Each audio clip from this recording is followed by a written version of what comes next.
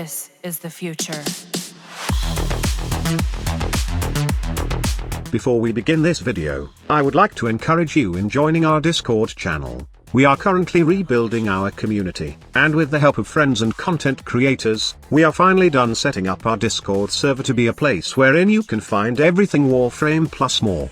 Most of the community events will be held on our Discord server from now on, like giveaways, competitions, art designs, clan recruitments, or just playing Warframe together. The link is on the video description, and I hope to see you soon. You all know that when it comes to the worst Warframe, most in the community will always mention Hydroid is one of them. But honestly, this doesn't mean that Hydroid is completely useless in my opinion, and, after finally spending some time this week on him, I realized that he also don't need a complete rework, but only a few adjustments on his kit. Okay, let me explain to you why I say these things.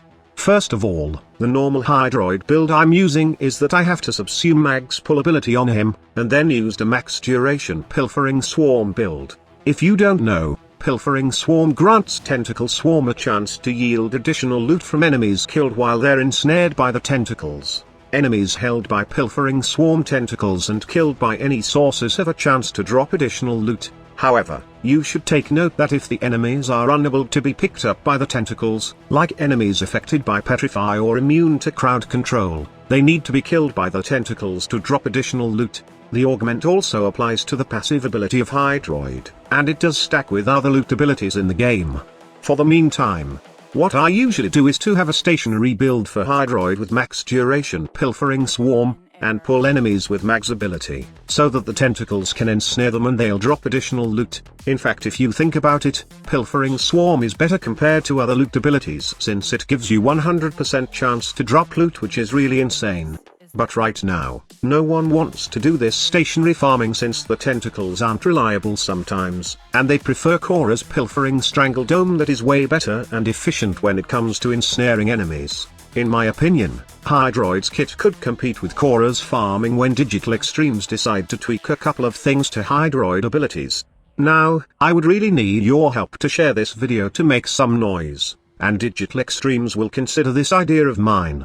After watching the video, please share it to your social or to your friends if possible. So, Hydroid's kit is built towards crowd control, some damage, healing, a safety net in the form of invulnerability, movement, and hell. Undertow has huge damage scaling over time, but it's not mentioned really often since it will take time to build up the damage against enemies while they are inside the Undertow. Also, while moving with Tidal Surge, the first enemies inside the Undertow will somehow get out, which makes it a bad combo. I was hoping that once an enemy is inside the Undertow, the enemies shouldn't be able to get out, unless Hydroid cancel the ability. They can also make use of Grendel's Feast mechanic, wherein there is a set amount of enemies that can be consumed, and then the damage scaling grows larger fast, while consuming energy in the process. That's just one change that I recommend to make Tidal Surge and Undertow have better synergy. Another thing that they should do is remove that damn long casting animation of both Tempest Barrage and Tentacle Swarm.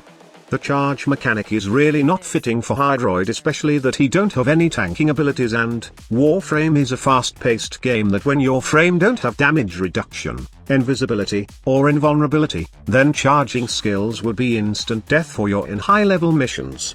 It's not fitted for a Warframe who struggled to survive and only use crowd control as his main surviving ability. Ico he got some heal and invulnerability, along with movement in Tidal Surge, but the thing is, these are not enough to justify the inclusion of the charging mechanic. It's better that both Tempest Barrage and Tentacle Swarm will have instant cast. Another thing that is really weird is that they have added magnetic damage on the Tentacle Swarm. It's not really a big issue for me, but it just feels kind of weird. If there's another issue that I would love to get resolved on Tentacle Swarm, that is how Tentacle works in ensnaring targets. Sometimes, the tentacles randomly goes out in the ground, and those tentacles are far from enemies that they look like dumbasses who are just slamming the ground. That is why sometimes, people will just build a low-range Hydroid with max duration so they can take advantage of casting Undertow first, then his fourth ability to tightly group tentacles in one place, and all you need to do is collect enemies in that location so the tentacles can ensnare them. I would highly suggest a smarter ensnaring mechanic. What I'm thinking is, every enemy within the radius of tentacle swarm will get ensnared by the tentacles. I am aware of performance issue when there are multiple enemies, so there will just be a maximum of 20 to 30 enemies that will get ensnared within the radius. 30 would be fair, and if an enemy die, then those new enemies that are within the tentacle swarm's radius will instantly get ensnared. This will give an edge to a pilfering swarm Hydroid for sure, allowing you to take great advantage of the looting capability of this Warframe. Also, instead of the 50% chance to summon tentacles during a slam attack, DE should make it a 100% chance with longer duration. But, it will not work when the max number of tentacles is present in the field.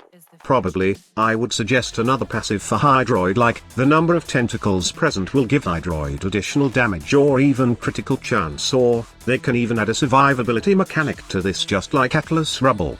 To be honest, after testing Hydroid extensively, I think that his kit is actually good, but it's not perfectly done in my opinion. With a bit of change, I'm sure that Hydroid will shake off the meta and will be loved by many. I hope that someday, these changes will be implemented in the frame, because honestly, I'm still thinking that with new Warframe arrivals, the old ones become more obsolete. Let me know in the comments section below on what are your thoughts about this suggestions for Hydroid. Thank you so much for watching. Squad Leader signing off.